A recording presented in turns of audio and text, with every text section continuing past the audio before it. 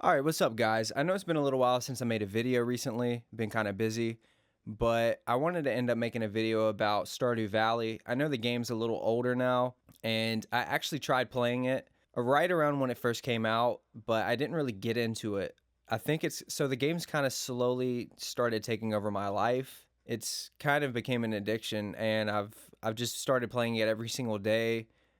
Never really been into farm simulators, never played like Harvest Moon or anything like that, but the game is so fun, honestly, and I think you should check it out.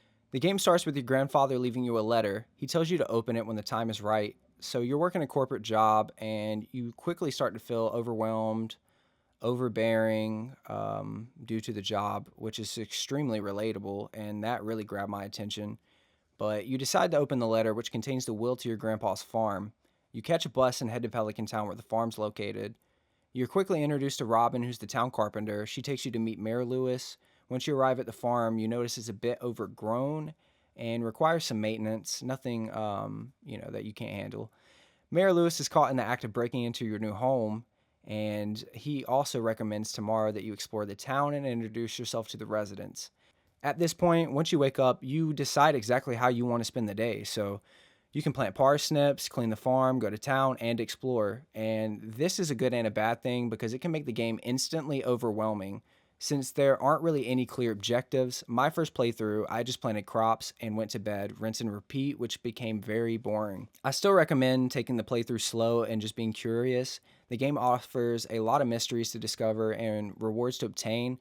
I'll try to give a few tips to help structure your playthrough, but anyways, Willie the town fisherman will soon send a letter in the mail, which is a bit odd when the town isn't really that big, but he gives you a fishing rod, which is a great way to make money at the start of the game while waiting for your crops because the crops typically, take a few days. And Mayor Lewis eventually shows you the community center, which he needs help restoring. So he reveals Joja Corp is begging him to sell it so they can turn it into a warehouse, which requires one more person, you, to buy a membership, which could also bankrupt Pierre, owner of a local market. That gives you two different opportunities: restore the community center or buy a membership, and that decision I will leave up to you to find out the outcome. If you do end up going the community center route, I recommend saving at least one of everything you grow and find, since you'll need them to complete each bundle, and when unlocking bundles, you'll receive rewards to add new experiences to the game. And maybe access parts of the game that you didn't have access to before. Finally, you discover my favorite character, the Wizard. He reveals the Junomos, which are these mysterious spirits that live inside the community center. A scroll reveals if you give them gifts, they will help you. You drink a potion and obtain the power of forced magic. So, what I love about this game is that it is a farming simulator at heart, so you choose to just improve and upgrade the farm or continue the story. The game can be as deep or as shallow as you want it to be. With my particular playstyle, I like to focus on community objectives and getting my farm upgrades, whether it's barns, coops, or house upgrades to unlock things like a kitchen for cooking and more. I still need to build better relationships with the townspeople.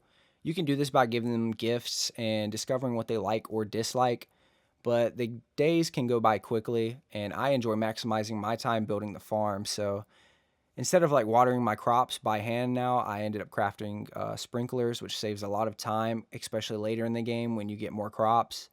And now I have the extra time to spend getting resources from my cows and chickens. And you can make like milk and eggs from them, which can be sold in the bin with everything else. There's other animals to purchase, such as pigs, ducks, goats, rabbits, and more. The horse is one of the best early game purchases, so you can get around town much quicker too. Because the guy, he walks a little slow, but he's carrying a lot of stuff in his backpack.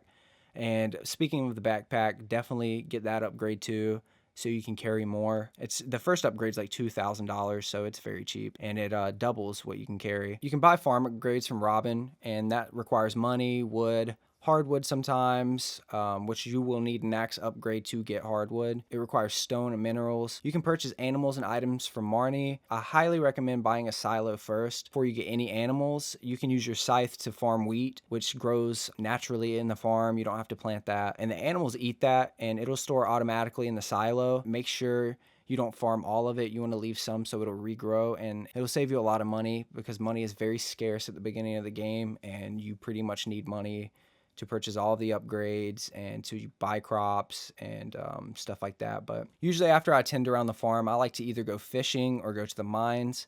So when mining, make sure to bring some food for health and energy and a sword for protection, because there's all kinds of different creatures that you'll find in the mines. And it's also important to go to the mines so you can gather materials and gems. So Clint the blacksmith can upgrade your tools, or you can craft items from your inventory. There's a lot of depth to this game that I want you to discover on your own, and I'm just kind of scratching the surface. A few more things is there are 4 seasons: spring, summer, fall, winter, which offers different crops, fish, and ways to make money. Each month also offers different town activities, such as the Easter egg hunt, the town potluck, the fair, and more. You can access the town calendar in front of Pierre's store, and it'll show you people's birthdays. It'll show you events that are coming up in the town. Right beside that, there's a paper that shows objectives that you can complete for money. So, I mean, honestly, for $15, this game has more than enough content to keep you busy for 60 plus hours, and that time can be spent playing the game solo or with up to 3 players, so you can make kind of more out of the day. It's free on Game Pass at the time of this video. It's also available on every platform, including Android and iOS. Of course, I got it on Switch, so I can play it handheld or docked, and I really just think this is a perfect after a long day type of game with the casual and cozy soundtrack, the art style, the gameplay. I just think Stardew Valley is a game that you should not pass on. Thanks for watching.